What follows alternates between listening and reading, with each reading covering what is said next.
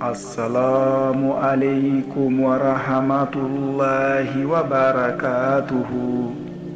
Ngidanyigo ado ngidanyagare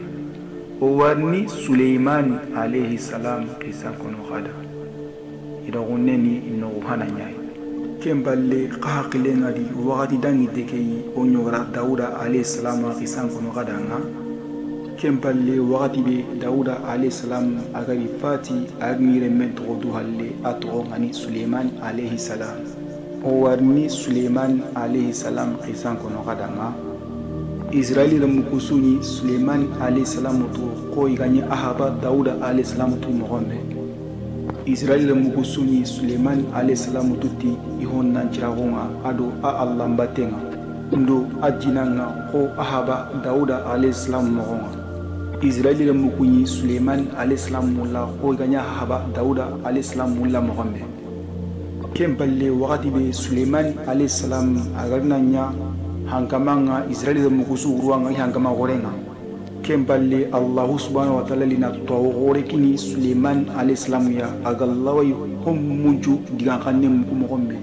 Suleiman alayhi salam awa yelu munju diga kanne muku awa hunyu ho sugan hunyenga awa su diga kanne muku awa denge yun diga kanne muku Suleiman alayhi salam awa ke hum musu diga kanne muku awi diga kanne pamu kenni Suleiman alayhi salam wai hunye dengenye anga hom musutu gundunu awasu digan kanem ko awasu digan kanem pam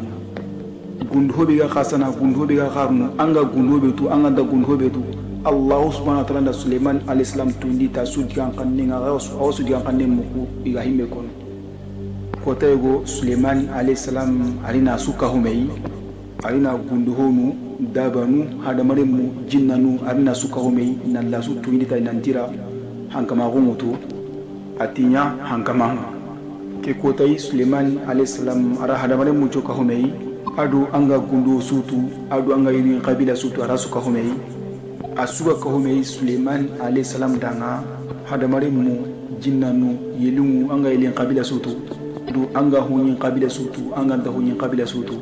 kunjuri kahome Suleiman alayhi salam danga yelungun juri kahome ikaranga keni hankama khora goyi agayi Suleiman alayhi salam ma hankama khora goyi gayi hankama khora gonjua nyanya kama kenga Suleiman alayhi salam khallenga Allah subhanahu wa ta'ala hankama khora ngini adamare be nyanya kama kenni Suleiman alayhi salam asu kohome Suleiman alayhi salam danga hadamare mu jinnanu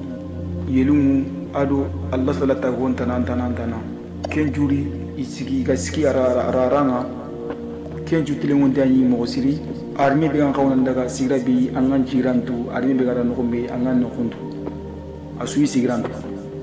hadamare mungare menuma karabaninga jinna nu ngare menuma karabaninga yelungu ngare menuma karabaninga gunduru tanan tanan ngare menuma karabaninga Allahu akbar kama ki hankama khora ko riba ke sunyi Suleiman alayhi salam marande nogondi Allah subhanahu wa ta'ala lina Suleiman alayhi salam tuindi har hunye ngana trene Suleiman alayhi salam wa atrikane muko kemballe kotego kawe ngarina Israeli muko kita kawe kigarni aga kamana koto Suleiman alayhi salam ken nogondi amula nambogino kunga igarni Allah ta'ala nyaga gallawi kamen kinya mogombe aga amula na lisalli Allah subhanahu wa ta'ala ndanga sellanga aga lawi kamen nyakalini idanga mogombe Suleiman alayhi salam aboguntenga kilen nogondi arna munye gori kempunye agarna mugu ikumen nogondi e hunye isaka ihallen kamma agari itanu tu kamu nogondi hunye aga kamana Allah subhanahu wa ta'ala nyaga aga kamana Allah subhanahu chiga ma Allah subhanahu wa ta'ala ngallawi kamen ngini mogombe Allah kamen litni katya mogombe wat be Suleiman alayhi salam agarna kemori arna du to isro kudanga ati khoronyille on caage daga na ono khuma ko to mani baniya Allah subhanahu wa ta'ala khifari o Suleiman alayhi salam Suleiman alayhi salam ati danga khasagi khanda kan ngondi surokoti mani baniya o Suleiman alayhi salam Suleiman alayhi salam ati ke bane wase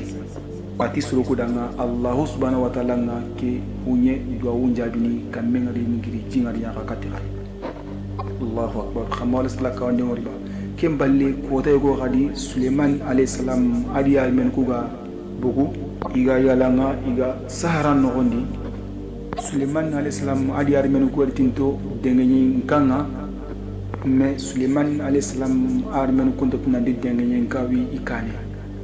kemballe Suleiman alayhisalam arna dengenyi go mugu aga konno isrondanga dengenyi ga kamana jehe isrondanga dengenyi kerna du to isrondanga ati khasagirono ka kumuno gondi Suleiman alayhisalam armenu kum marsi gadiga ka jakjakini na to igama dutew Allahu Akbar. Kunda Suleiman alayhisalam ko kidengi danga. Kunda Suleiman alayhisalam toke ko kidengi danga. Kidengi ala Suleiman alayhisalam do iya melu kutu kamo.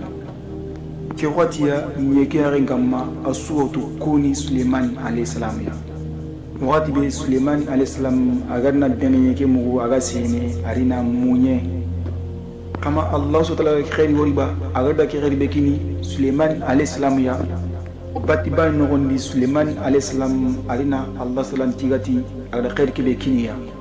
Suleiman alayhisalam arina Allah taala nyaga nanti Allah taala ni dema igallawi Allah taala nuarniti I khair kibe agar nyangi dang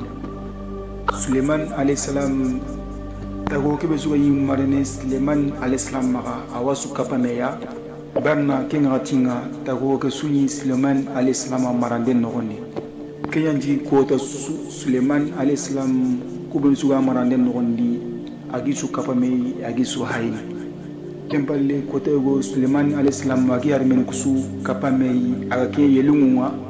aga yelunga kapame arna yelinge wori aga antano aga yelunga kapame wakati be arna yelinge wori yene ki antano kinni kan yelinge ya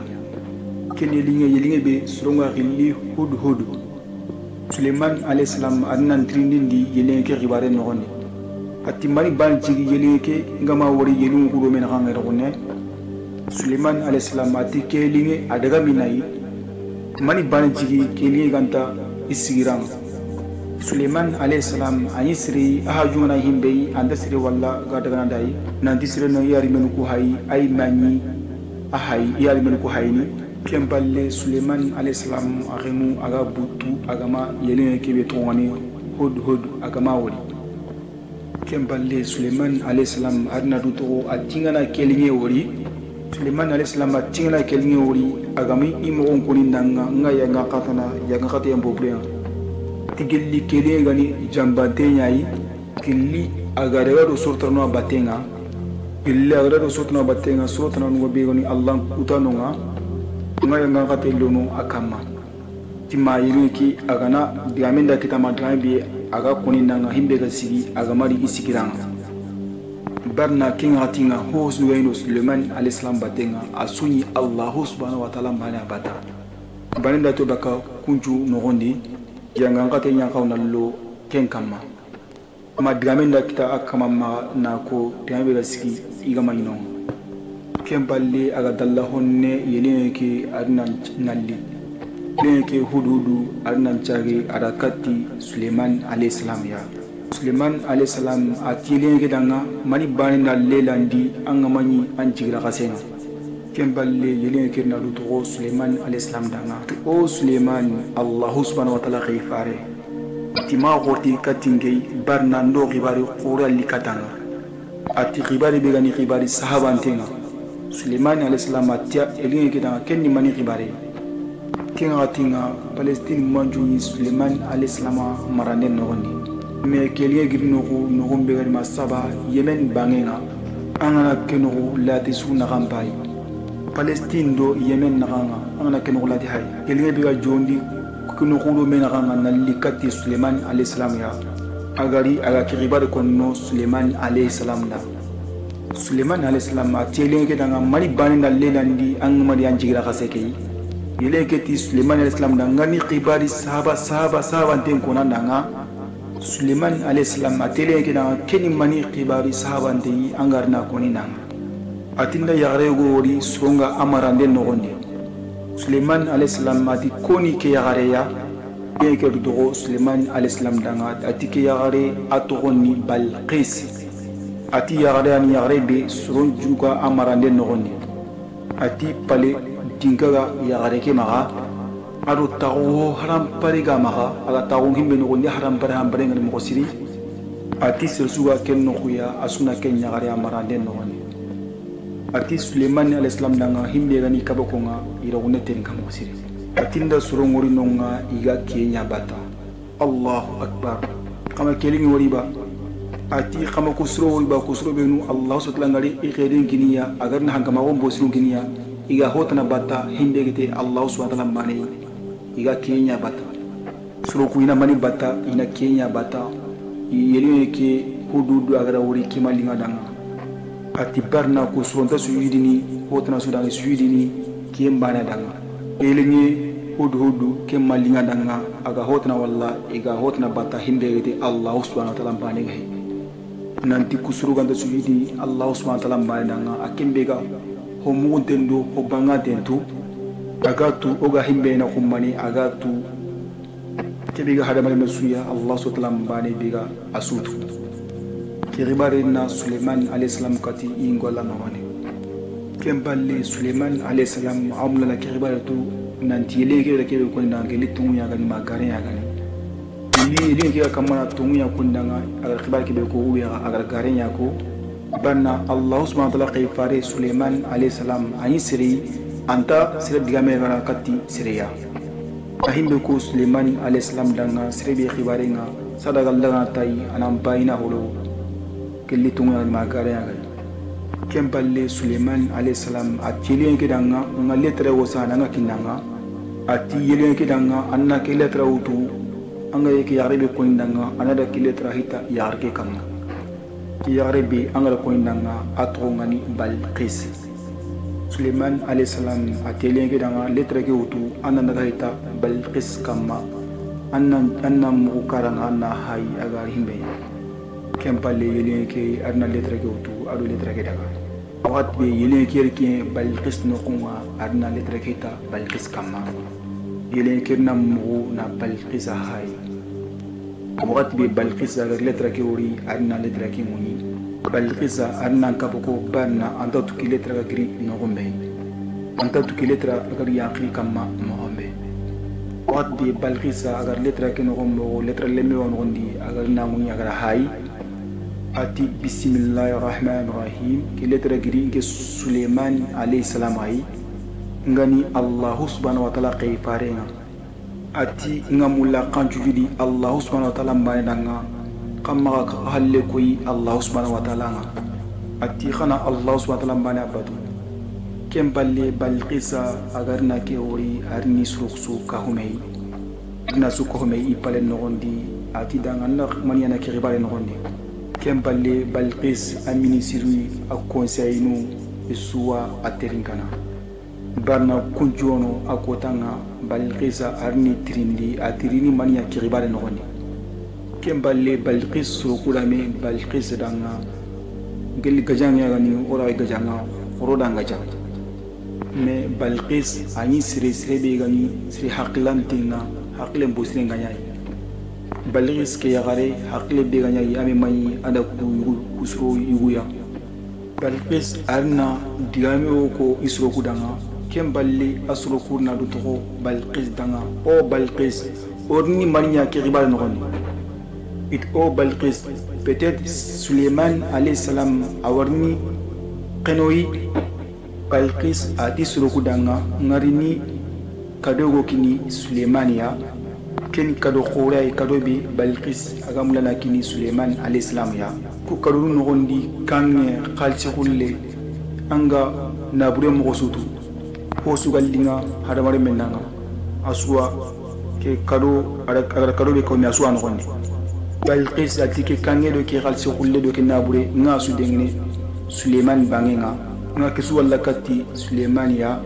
gelli Allah subhanahu wa ta'ala kay farinya gani ko agar ko danga mo xombe anta dungene oda ki kena gurus besu oga kena anta dungene gelli sire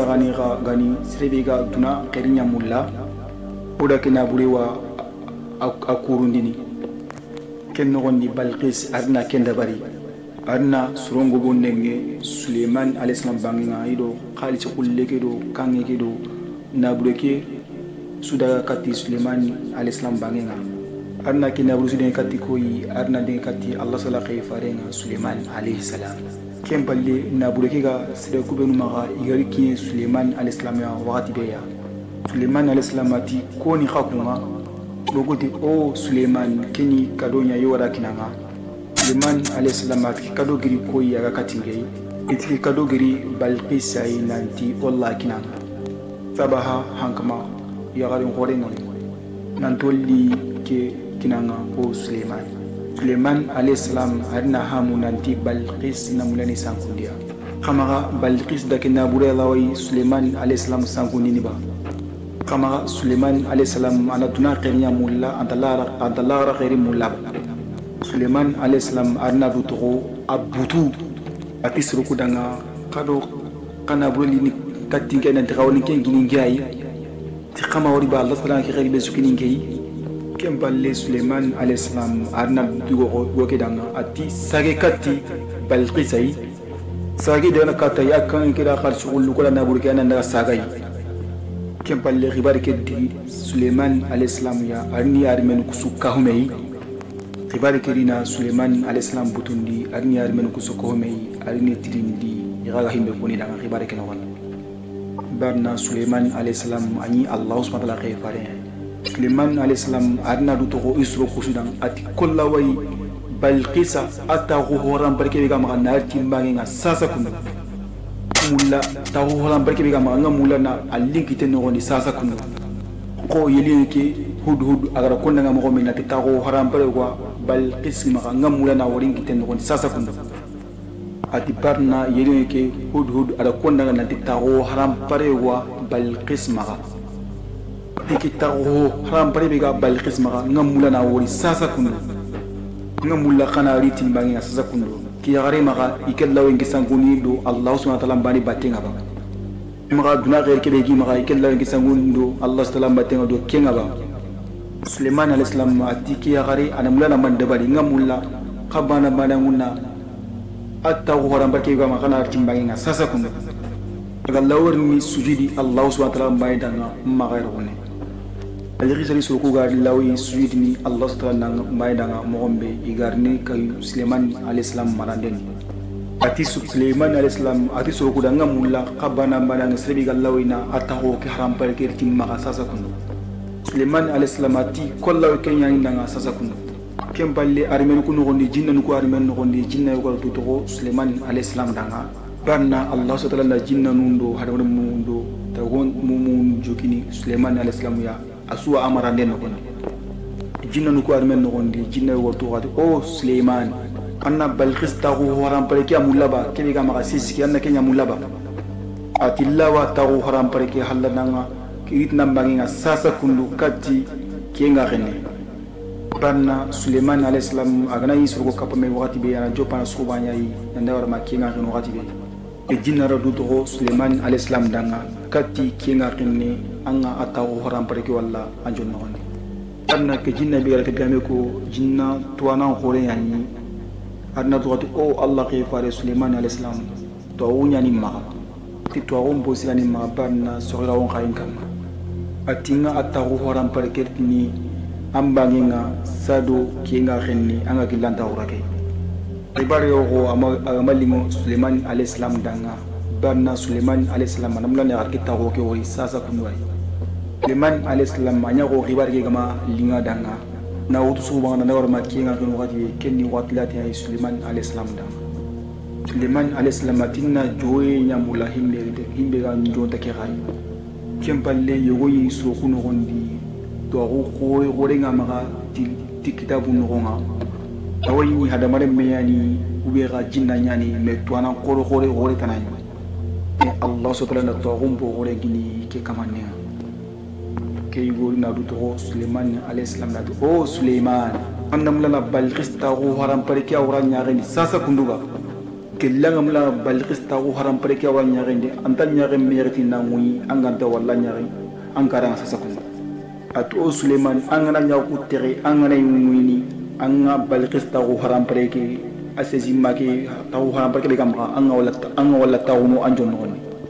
Allahu akbar Suleiman alayhi salam mati wo kedanga adabari kinga koini atago haram pareki arit sasa kunu sado nginya go meretini kempalle Suleiman alayhi salam kariya gontere Suleiman alayhisalam agari ya onwi arna Balqis ta gohoram pare ke sezima ke wori iya ijon nogondi. Suleiman alayhisalam aganna Balqis ta go ke wati be arna to wati tikeni Allah subhanahu wa ta'ala khairin ya yinge Suleiman danga keni Allah subhanahu wa ta'ala khairin ya yinge danga keni Allah subhanahu wa ta'ala kawanda yinge Suleiman danga atige eski ken Suleiman ken lawi Allah ta'ala nuwari ti agara khair ke sunyang ken danga ba kama Allah ta'ala da khair wori ba khair be keni Suleiman alayhisalam ya ari ya go mana mereti agam wini arina Balqis ta go haram bare keni ijon nogondi arna ataw haram bare wori jon nogondi Palestine angana hay Balqis ani minna akeni ma Yemen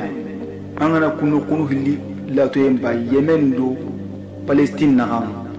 Suleiman alayhisalam mariya ki bana mereti agam wini arna Balqis ta go seziki haram bare keni ijon nogondi Allahu akbar kemballe Suleiman alayhisalam ati soldan ko jinan ko min ya karanga ati qari ataho ke sejigi qari kana yelema amma garnatu qara kamu ngara wulodunga kana wulodunga kamu qari ataho ke sisimagi qara yelema agnari na hainatu killi ataho ke sejima ke gillagatu magandatu natu kemballe waqt bi Balqis agari Suleiman alayhisalam bangenga kemballe Suleiman alayhisalam arna Balqis trindi atanya riba ke taawunu kundu esekeni an sisiki aiba ati Balqis danga eske anda hoge ana kundu aiba Balqis ani yagare be haklen bosrenga yi amadu to Suleiman alayhisalam danga yabo keni ndaho kai ayama kenko ati Suleiman alayhisalam danga anako ndaho jizike mo nyai arna tuna dise zigani nyamadu yakono ati anako ise zike mo nya barna Balqis ani yagare bi haklen bosrenga yi ado ha mun denga yi mo sen Allah subhanahu wa ta'ala gini Suleiman alayhisalam sadakini Balqis ya barna Suleiman alayhisalam aswidi Allah subhanahu wa ta'ala mani danga kesun ngoni mani bani jigi Balqis agama Allah subhanahu wa ta'ala mani batu barna Balqis ay baka qabila be nogondi kunjuni Allah ngutano nyai kenyan jigi Balqis agama sire aswidi ni Allah subhanahu wa ta'ala mani barna asuru ko himbe batta kemmani Allah subhanahu wa ta'ala hotna batta Allah subhanahu wa ta'ala kenyan ji Balqis agama yagara kili agama kili sire ngori sino na ki hakle hosre be gani Balqis ay adwa ha mun denga mo sira gani aga ndalas platina keto kelli hani ani suyin Allah subhanahu wa ta'ala kemballe wat bi Balqis agarini ita ho keto kemballe Suleiman alayhisalam mati Balqis danga bismillah lo mbale no gon kemballe Balqis awarniro Suleiman alayhisalam paleke no goni agro Suleiman alayhisalam paleke no goni wati be ya arna hankore wori aga urnu Suleiman alayhisalam paleke uredunga hankore waki pale uredunga Allahu akbar Allah subhanahu wa ta'ala kanta go honda Suleiman alayhisalam dake pale taga mogombe kundu Allah subhanahu wa ta'ala ngini koi katna Suleiman alayhisalam dake pale taga kundu Suleiman alayhisalam paleke uredunga hankore urnu apaleke uredunga waqt bi Balqis agaro Suleiman alayhisalam paleke no gondi robo khore nyaayi awsi kitenya gi robo ko to kamu no gondi barna agar han khore ko urno paleke urodunga amaga iharono jiya no gondi arni robo mutu na nantire ko serna trene ita ndromun kama kempalle Suleiman alayhisalam arina munye amunye deger nanti Balqis danga Suleiman alayhisalam ati o Balqis timara tanga anci punje nini kamundi anganta no maganini atanya remba ki hankore be yurnu paleke we akama vitri manyana kam Balqis wana ki hange kama kundu Balqis ati Suleiman alayhisalam danga marina ki hange kama kundu Suleiman alayhisalam ati o Balqis very may wana hangi kama very kibi anganta walla anya khena wani kemberana keji kama kundu very be angalanda wala nyaani Suleiman alayhisalam ati tira kama o Balqis agarna ki ribal suri arna kabako mo siri barna kemma ipaleke be gani maga yam para duna hosuya barna maga ipaleke ani palenju pale haram parenga me wati bi agarna Suleiman alayhisalam paleke wori na hamu himbe gani pale nyimmei ken balle Balqisa arnan tire naratahu Suleiman alayhisalam karang ken balle Suleiman alayhisalam ari awakamana Allah subhanahu wa ta'ala batmogonkono Balqisa danga awakamana Allah subhanahu wa ta'ala tungagonkoi Balqisa yi na Allah subhanahu wa ta'ala bani batuyonkoi Balqisa yi awakamana Allah subhanahu wa ta'ala kawandonkoi Balqisa yi Suleiman alayhisalam arna ko Balqisa danga nanti angana hotana batu Allah subhanahu wa ta'ala balle kenni wai homa yantiani haramai men tagono hosutana batu himbe gede Allah subhanahu wa ta'ala bani koti kama wari ba Allah subhanahu wa ta'ala khifare Suleiman alayhisalam maga kamana Allah subhanahu wa ta'ala batmogonkoi Balqisa yi ken balle Balqisa arna hamuna di janka ken chankude yayi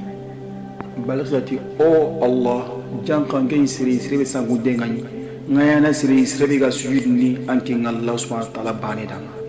ken balle Balqisa ari sogo Allah subhanahu wa ta'ala bani arina Allah subhanahu wa ta'ala bani badu ken balle Balqisa asruku wa surina Allah subhanahu wa ta'ala bani badu kesu halle Suleiman alayhisalam atori akama sunon kirkati Allah subhanahu wa ta'ala bani batien ken balle kotego Suleiman alayhisalam arina sunungori iga sinunga urunu suronga singurus ndabanti sinunga Suleiman alayhisalam akamani hay ko suronga la gajanga Allah subhanahu wa ta'ala kileni mo mbeti sinunga ken balle Suleiman alayhisalam akira aga sinuku hayni ma milin gatinga dangini wakati lina ndangi Suleiman alayhisalam agamatu akamana sinuku hay ma kiengar ni qinu wakati be wanta kienga la Suleiman alayhisalam arina mungu agama salli Allah subhanahu wa ta'ala nda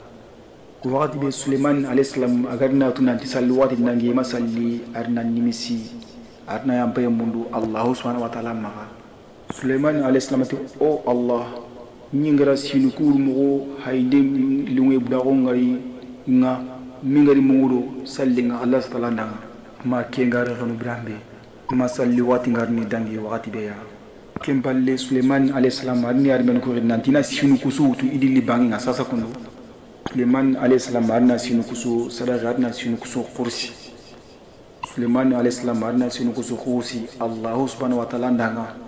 arna sinuku tiyongini miskino ndo kambidonga kama warwa Suleiman alayhisalam arna sinuku su kursi arna kusunu su kursi kodanga arni kursi Allah subhanahu wa ta'ala banada mani banji Suleiman alayhisalam agar ke sudabari barna amudo salli wati bani asallienga ati khibar su wari ke mungudi do isallenga ken khibar ta gona tinto ikenga ati khibar su wari ke mungundo Allah subhanahu wa ta'ala ken ta gona tinto kenga ken ta gona sindi ken kara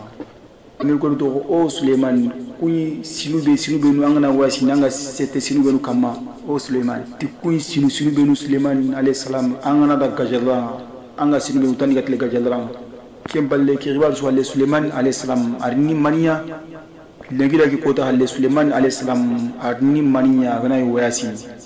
wati be Suleiman alayhisalam agarni sinu kusu khursi ke tagana ya men kusu kapa mei anana kammo sinda kama ga siti sibe kamma anda wasi ni anana kammo si kemballe ke su halle manini Suleiman alayhisalam qissa kay adu hanken naga manini Suleiman alayhisalam utu manini Suleiman alayhisalam qissa kay adu jinna no kunaga kesu halle mani baninji jinna nunga yi Suleiman alayhisalam marande nogonde kesu halle mani dangi Suleiman alayhisalam do jinna nu nagana anya kam ko jinna nu ko gay golini Suleiman alayhisalam danga jinna nu kurina maniya Suleiman alayhisalam gay biranta ko ni wati wi irna maniya Suleiman alayhisalam magari fati wati wi kemballe Suleiman alayhisalam khizakay men maniya Suleiman alayhisalam maga fati wati wi Suleiman alayhisalam akram ko ke anya kam Suleiman alayhisalam alikara kammo Suleiman alayhisalam akalleki solina tu kammo kiribar suwalle Suleiman alayhisalam adna wakati numani menya na hurento na to jinna numar na kendo Allah subhanahu wa ta'ala wona ken no landinga mo garna kenju kuno kadanga